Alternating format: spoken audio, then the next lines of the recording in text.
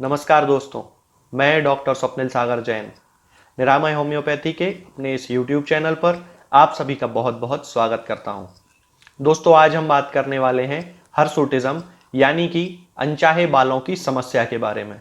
तो मैं आज आपको बताऊंगा कि हर्सुटिज्म क्या होता है, ये क्यों डेवलप हो जाता है और किन होम्योपैथिक दवाओं से हम हर्सुटिज्म को पूरी तरह से ठीक कर सकते हैं। दोस्तों, हर्सुटिज्म एक ऐसी समस्या है जिसमें पुरुषों और स्त्रियों में ऐसी जगहों पर बालों का डेवलपमेंट हो जाता है, ऐसी जगहों पर बालों की ग्रोथ हो जाती है जहां पर सामान्यतः बाल या तो बहुत कम होते हैं या फिर बिल्कुल भी नहीं पाए जाते हैं, जैसे कि चेस्ट, फेस, चिन आदि। ये एक ऐसी समस्या है जो कि महिलाओं में बहुत ज्यादा साइकोलॉजिकल डिस्ट्रेस या फिर सोशल डिफिकल्टी का कारण बन जाती है। सामान्यतः इस कंडीशन के लिए महिलाएं बहुत सारे एलोपैथिक ड्रग्स या फिर कोई ऐसी कॉस्मेटिक सर्जरी या लेजर ट्रीटमेंट करवाती हैं, लेकिन उसके बाद भी इस समस्या का पूरी तरह से उनको समाधान नहीं मिल पाता है। तब इस कंडीशन में होम्योपैथिक दवाइयां हर्सुटिज्म के लिए बहुत अच्छी साबित होती हैं। ये न केवल हर्सुटिज्म में डेवलप होने वाले अनचाहे बालों की ग्रोथ को खत्म कर देती हैं, बल्कि जिन कारणों से वो हेयर ग्रोथ वहां पर होती है उन कारणों को भी पूरी तरह खत्म कर देती है। दोस्तों, महिलाओं में और पुरुषों में बहुत सारे हार्मोन्स पाए जाते हैं। कुछ हार्मोन्स ऐसे होते हैं जो महिलाओं में भी पाए जाते हैं और पुरुषों में भी पाए जाते हैं। उन्हीं में से कुछ होते हैं एंड्रोजन हार्मोन्स।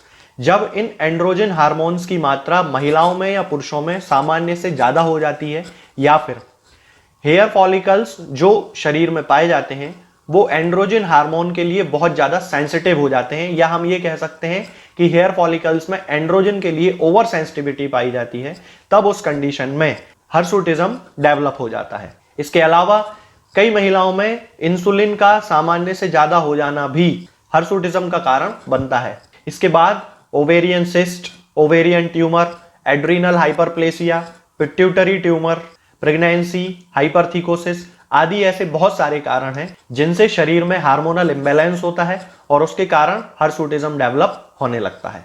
अब हम बात करते हैं इसके साइंस और सिम्टम्स के बारे में। तो इसका सबसे प्रमुख सिम्टम है चेस्ट, फेस और चिन पर अनचाहे बालों की ग्रोथ हो जाना। इसके अलावा यदि एंड्रोजन हार्मोन से रिलेटेड इम्बैलेंस बॉडी में ज्यादा होते हैं, तब उस कंडीशन में और भी बहुत सारे सिम्टम्स पाए जाते हैं, जैसे कि बाल्डनेस, ब्रेस्ट साइज का कम हो जाना, मसल मास का बढ़ जाना, फीमेल्स में क्लाइटोरिस का एनलार्जमेंट। ये सारे सिम्टम्स और साइंस भी एंड्रोजन में इम्बैलेंस होने के कारण हर्सुटिज्म के साथ देखने को मिलते हैं। दोस्तों, अब हम बात करते हैं हर्सुटिज्म के रिस्क फैक्टर्स के बारे में। तो इसमें सबसे प्रमुख है फैमिली हिस्ट्री। बहुत सारे ऐसे पेशेंट होते हैं जिनमें हर्सुटिज्म की या हर्सुटिज्म को डेवलप करने वाली किसी बीमारी जैसे कि एड्रीनल हाइपरप्लेसिया या पॉलीसिस्टिक ओवेरियन सिंड्रोम, इसकी हिस्ट्री पाई जाती है। इसके बाद अगला रिस्क फैक्टर है ओबेसिटी। ओबेसिटी भी एंड्रोजन इम्बैलेंस का एक कारण बन जाती है और उसके कारण बॉडी में हर्सुटिज्म डेवलप हो जाता है। इसके बाद आता है एंसेस्ट्री। तो मिडिल ईस्ट और साउथ एशिया की महिलाओं में हर्सुटिज्म के केसेस सामान्य महिलाओं से ज्यादा देखने को मिलते हैं। दोस्तों, अब हम बात करते हैं उन होम्योपैथिक दवाओं के बारे में जिनसे ना हम केवल हर्सुटिज्म को ठीक कर सकते हैं, बल्कि जिन कारणों से हर्सुटिज्म बॉडी में डेवलप हो जाता है उन समस्याओं को, उन कारणों को भी हम पूरी तरह से ठीक कर लेते हैं। बल्कि यदि इसको ऐसा कहें कि होम्योपैथी हर्सुटिज्म को ठीक करने के पहले उन समस्याओं को ठीक करती है जिसके कारण बॉडी में हर्सुटिज्म डेवलप होता है, और उसके बाद हर्सुटिज्म अपने आप ठीक होता चला जाता है, क्योंकि बॉडी में एंड्रोजन हार्मोन्स का लेवल जो है वो नॉर्मल होने लगता है। तो इसमें सबसे पहली मेडिसिन आती है बराइटाकार्ब। बराइटाकार्ब एक ऐसी मेडिसिन है जिसके पेशेंट्स में डॉर्फिज्म यानी कि बौनापन बहुत ज्यादा देखने को मिलता है। ये बौनापन मेंटल भी हो सकता है और फिजिकल भी हो सकता है। इसके बहुत सारे सिम्टम्स होते हैं जो महिलाओं के मेंसेस यानी कि पीरियड्स के टाइम पर देखने को मिलते हैं। इसकी जो महिलाएं होती हैं उनमें पीरियड्स केवल 1 दिन या 1.5 दिन के लिए ही होते हैं, और वो भी बहुत कम मात्रा में ब्लीडिंग उनमें होती है।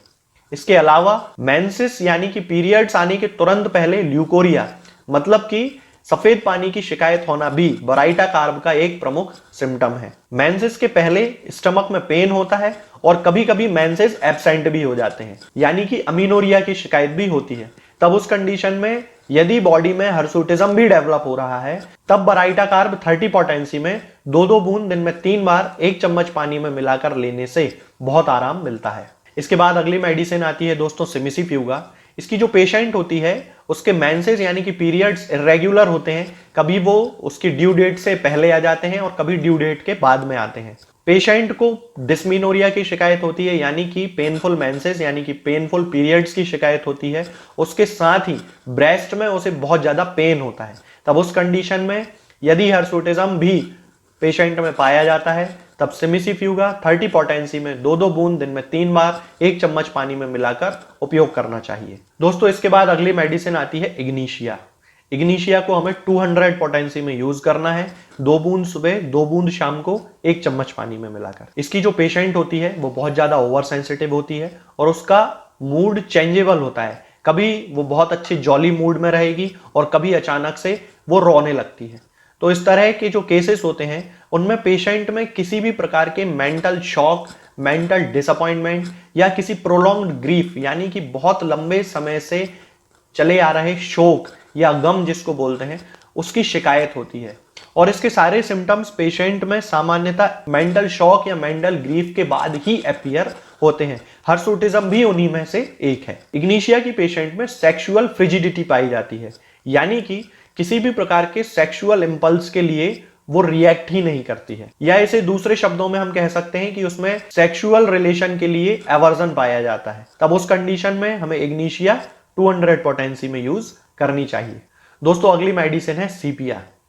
इसकी जो पेशेंट होती है वो सामान्यतः अपने परिवार की बहुत ज्यादा केयर करती है, लेकिन एक निश्चित उम्र या किसी घटना के बाद उसके अंदर कुछ मेंटल चेंजेस आने लगते हैं, जिसके कारण वो अपने परिवार के प्रति उदासीन हो जाती है। उसके मन में अपने फैमिली मेंबर्स के लिए इंडिफरेंस पैदा हो जाता है। इसकी जो पेशेंट होती है उसके मेंसेस रेगुलर होते हैं, उसके अंदर भी सेक्सुअल एवर्जन पाया जाता है और ज्यादातर वे महिलाएं जिनकी उम्र 40 से 50 वर्ष के बीच की होती है और जिनमें मीनोपॉज आने वाला होता है, वो इस कंडीशन में सबसे ज्यादा सीपिया उन्हें सूट करती है। सीपिया की पेशेंट में बियरिंग डाउन सेंसेशन होता है, क्योंकि उसमें प्रोलैप्स ऑफ यूट्रस यानी कि उसका गर्भाशय नीचे खिसक जाता है। तब उस कंडीशन में उसे क्रॉस्ड लेग करके बैठना पड़ता है ताकि वो गर्भाशय के खिसकने की सेंसेशन को रोक सके। हमें सीपिया 30 पोटेंसी में यूज करनी है। इसकी 2-2 बूंद दिन में 3 बार 1 चम्मच पानी में मिलाकर लेने से हर्सुटिज्म के केसेस को पूरी तरह से ठीक किया जा सकता है। इसके बाद अगली मेडिसिन आती है दोस्तों थूजा। इसे हमें 1 mg पोटेंसी में यूज करना है और इसकी 2 बूंद दिन में 1 बार वीकली लेना है, मतलब हर सप्ताह में किसी भी एक दिन सुबह या शाम को किसी भी टाइम 2 बूंद सीधे आप टंग पे भी रख सकते हैं या फिर 1 चम्मच पानी में मिलाकर यूज कर सकते हैं, लेकिन 1 mg पोटेंसी में। इसकी जो पेशेंट होती है या इसका जो पेशेंट यदि कोई वो मेल भी है तो उसमें ग्लैंडुलर एनलार्जमेंट के केसेस बहुत ज्यादा पाए जाते हैं, यानी कि यदि वो महिला है तो उसको ओवेरियन ट्यूमर पाया जा सकता है, ओवेरियन सिस्ट पाए जा सकते हैं, यूट्राइन फाइब्रॉइड पाए जा सकते हैं या किसी और ग्लैंड के एनलार्जमेंट की शिकायत उसमें पाई जा सकती है। इसकी जो पेशेंट होती है उसमें ल्यूकोरिया बहुत ज्यादा मात्रा में होता है और एक पीरियड से लेके दूसरे पीरियड के बीच का जो समय होता है उस पूरे समय में ल्यूकोरिया उसको होता रहता है। तब हमें थूजा उपयोग करना चाहिए। इसके बाद अगली मेडिसिन आती है दोस्तों ओलियम जैकोरिस। ये हर्सुटिज्म के केसेस के लिए एक बहुत ज्यादा स्पेसिफिक मेडिसिन है। इसे हमें 3x पोटेंसी में यूज करना चाहिए। इसकी 4-4 टैबलेट्स दिन में 3 बार सुबह दोपहर शाम उपयोग करना चाहिए। दोस्तों अब मैं आपको बताता हूं एक ऐसा कॉम्बिनेशन जिसका उपयोग जब हम पेशेंट की कॉन्स्टिट्यूशनल मेडिसिन यानी कि जो भी मेडिसिन मैंने अभी आपको बताई हैं, बराइटा कार्ब, सीपिया, नेट्रम्यूर, जब हम उनके सिम्टम्स से मैच करने वाली मेडिसिन के साथ इस कॉम्बिनेशन का उपयोग करते हैं, तब हर्सुटिज्म को पूरी तरह से ठीक किया जा सकता है।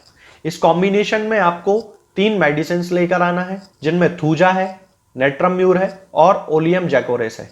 थूजा हमें 1 mg पोटेंसी में लेकर आना है। इसकी 2 बूंद सप्ताह में 1 बार सुबह या शाम लेना है। नेट्रम्यूर हमें 10 mg पोटेंसी में लेकर आना है। नेट्रम्यूर की 2 बूंद 15 दिन में 1 बार सुबह या शाम किसी भी समय आप ले सकते हैं। और इसके साथ ओलियम जैकोरिस 3x पोटेंसी में हमें लेकर आना है। इसकी 4-4 गोलियां दिन में 3 बार उपयोग करना है।